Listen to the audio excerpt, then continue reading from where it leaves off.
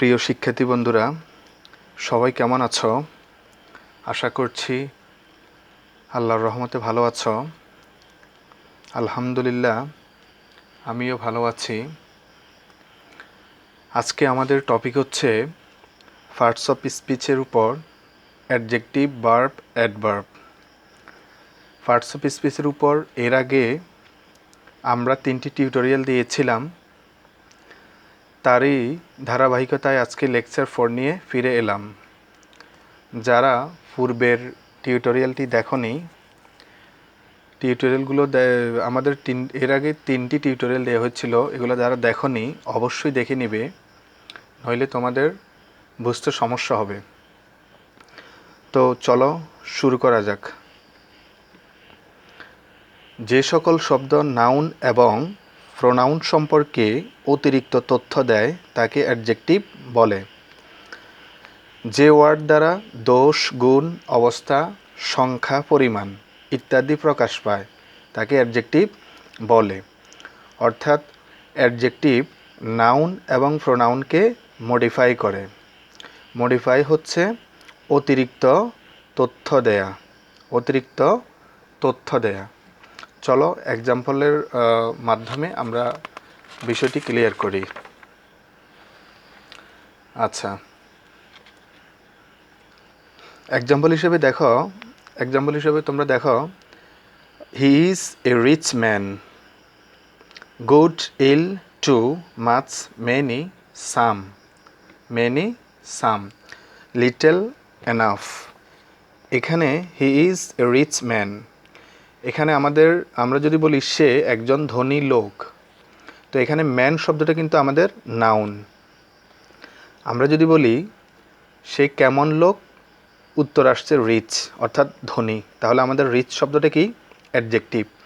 আবার এভাবেও বলা যায়, এটা হচ্ছে আমাদের নাউন, আবার আমাদের সাবজেক্ট হিকেও কিন্তু এটা বোঝায়। অর্থাৎ রিচ মানে হি মানে রিচ, অর্থাৎ আমাদের সাবজেক্টকেও মডিফাই করছে। ঠিক আছে? তাহলে আমাদের সাবজেক্ট প্রোনাউনকেও মডিফাই করছে।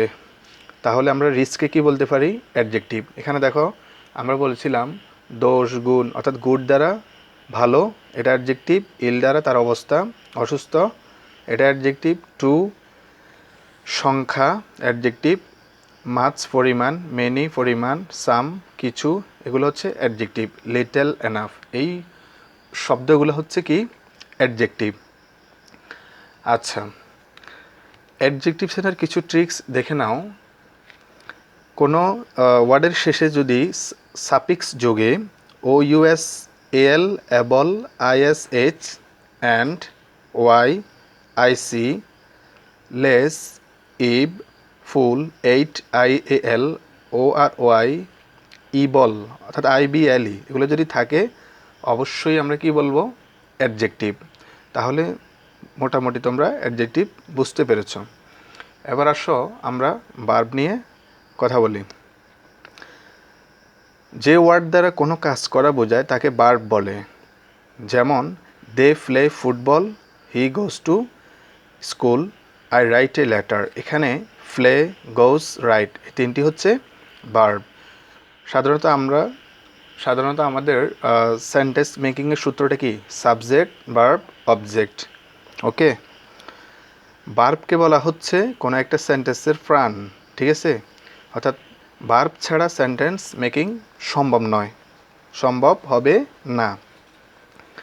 ভার্ব চেনার উপায়, কোনো ওয়ার্ডের শেষে যদি সাফিক্স যোগে আই, জেড, ই, যেমন রিয়ালাইজ, আই, এফ, ওয়াই, যেমনটা হতে পারে বিউটিফাই, ই, এন, যেমন দেখো রিয়ালাইজ, জাস্টিফাই, শর্টেন, এগুলো হচ্ছে কি?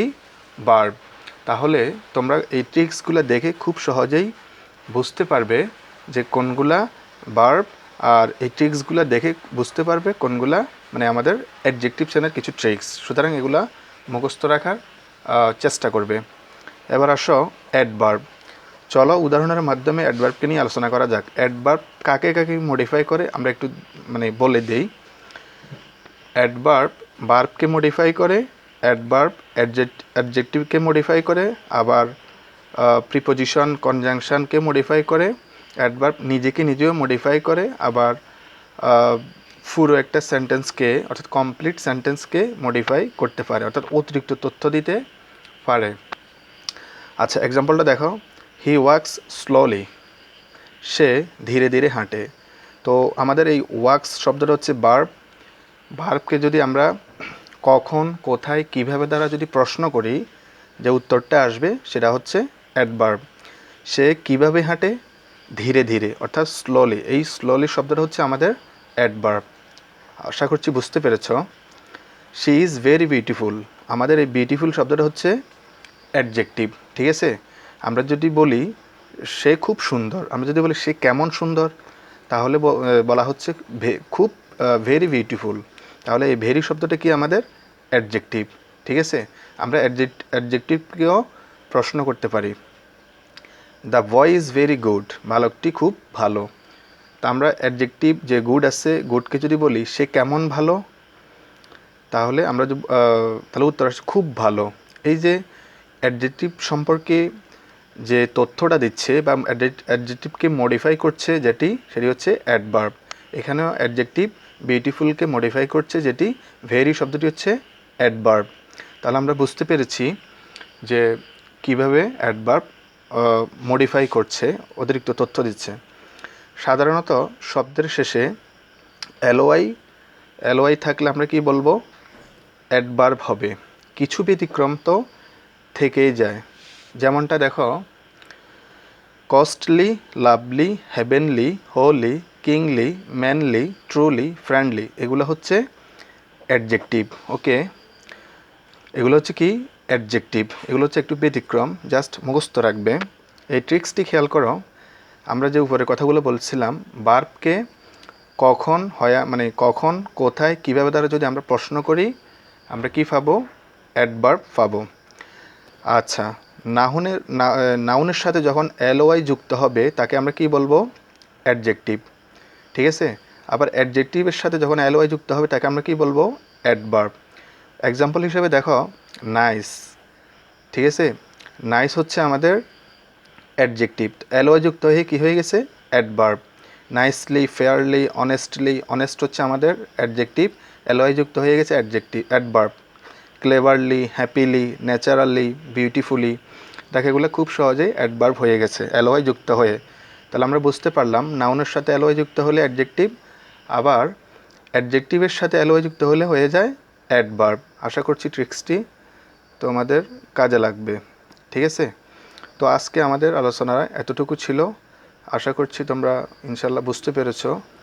যদি বুঝতে পেরে থাকো, আমার চ্যানেলটি সাবস্ক্রাইব করবে, লাইক করবে, কমেন্টস করবে, আর বন্ধুদের মাঝে শেয়ার করবে। তো পাশে থাকা বেল আইকনটি ক্লিক করবে যাতে করে পরবর্তী টিউটোরিয়াল পেতে পারো। ভালো থাকবে সবাই। আল্লাহ হাফেজ।